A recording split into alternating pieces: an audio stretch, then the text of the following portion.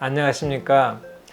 20여 년 이상 압구정역에서 항상 여러분에게 최선의 진료를 다하고 있는 코코 성형외과 전문의 조배정 원장입니다. 오늘 제가 준비한 자료는 좀 코가 들려 보이는 그런 경우에 있어서 어떻게 내가 코가 들렸다 안 들렸다 이걸 알 수 있는지 진단하는 것에 대해서 말씀드릴게요.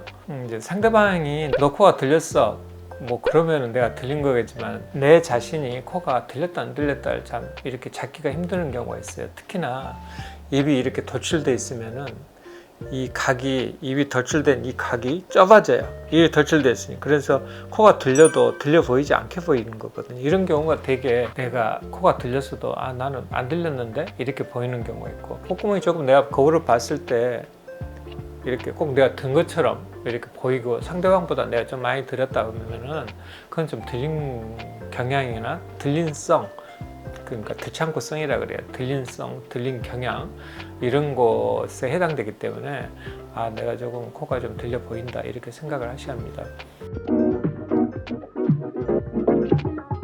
여의면이 이렇게 뒤쪽 코끝 이 천부에서부터 콧구멍 사이가 이렇게 좀 찌그러지고 각도가 45도 이상 누워 있으면은 그건 들린 코입니다. 실제로 수술할 때 들창구 수술을 해야 해요.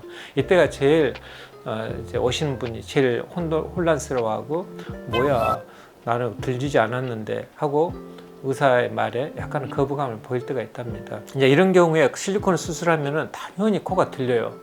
여러분들이 모르셔서 그러지 생각보다 많은 실리콘 수술에서 들린 코가 상당히 많이 일어나는 이유가 이럴 때 지금 코가 약간 두툼하고 코가 들창고 같지 않는데 이 비중기 연골이 저성장으로 인해서 이때 코 실리콘을 넣었을 때 코면 실리콘이 위로 이렇게 올라가서 더 들려 보이게 되는 이런 경우가, 즉 이런 경우 아주 많이 흔하게 일어납니다. 이런 경우 정상과 비교해서 상당히 많이 차이가 있죠. 이렇게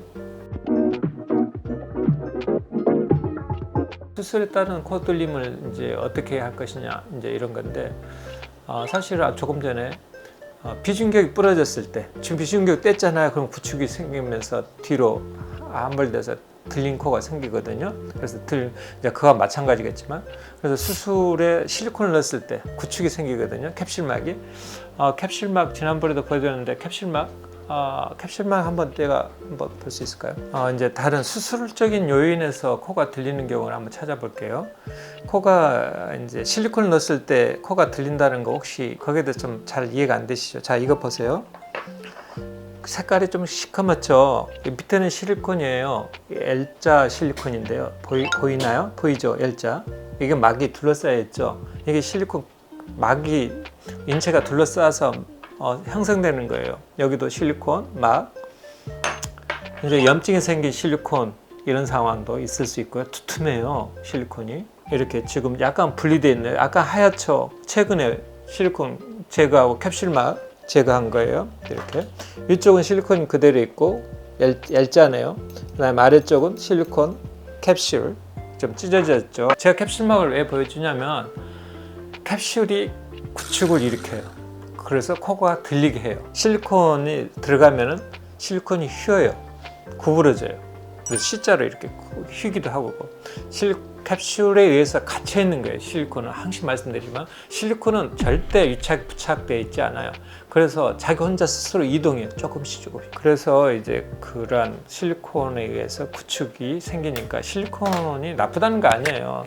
사용할 수 있는 사람, 제가 실리콘 권할 때도 상당히 생각보다 있어요. 하지만 이제 우리 오신 분들이 실리콘에 부정적이라서 잘 안 쓰지만은 실리콘 하시는 게 좋은 그런 상황인 경우가 한 10% 이상은 된답니다. 그런데 이제 나쁘다는 게 아니고 잘 이렇게 문제를 일으키니까 제가 뭐 수술 많이 해서 좋지만 여러분들한테는 또 괴롭잖아요. 그래서 이제 그런 문제를 좀 상기시켜주기 위해서. 그런데 실리콘이 장기간 유지됐다가 또 문제가 일으키는 경우도 있고, 그러니까 어느 정도 이제 그래서 꼭 나쁜 건 아닌데, 그럼에도 약간의 문제가 있는, 조금 전에 말씀드린 수술하지 말아야 할 경우에 이제 상당히 빨리 이런 부작용을 겪기 때문에 제가 이런 것을 말씀드린 거고요.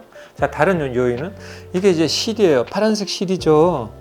요즘 뭐 특히나 한의원에서 실로 메산실 넣기, 원래 녹는 실을 가지고 넣을 수 있게끔 이렇게 허가가 나왔는데 자꾸 낮아지니까 흡수돼서 없어지니까 녹아서 없어지니까 녹지 않는 실을 집어넣는데 이게 구축을 이렇게 염증을 생겨서 자 이것도 실의 실 덩어리 이게 뭐 검정색 이게 실 다발이에요. 다발 넝치 다발 실제로는요 이게 실이 아주 많이 넣어놨더라고요. 그래서 구축 아주 이제 코도 울퉁불퉁해지죠. 잘못하면 이것도 실 아주 많죠. 지렁이 여러 다발처럼 그래서 이게 이렇게 실이 이렇게 많이 있는 그 실도 구축을 이렇게 염증을 일으키면서 사실은 그래서 코끝을 뚫고 나오기도 하고 실이 이렇게 그래서 이제 실을 그래서 보여드리는 거고 이것도 다 실이랍니다. 실제로 여기 실 많이들 뽑으러 오세요. 이렇게 해서 실도 일종 염증을 일으키면서 구축이 되는 경우도 있고요.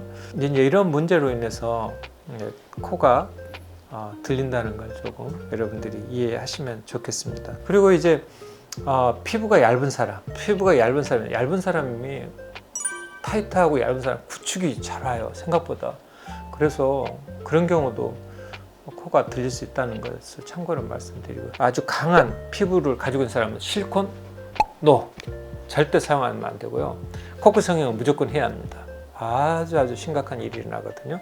그래서 수술 전 생각보다 코 수술하기 어렵네. 생각보다 내가 수술하려고 하는데 내가 모르는 일들이 많네.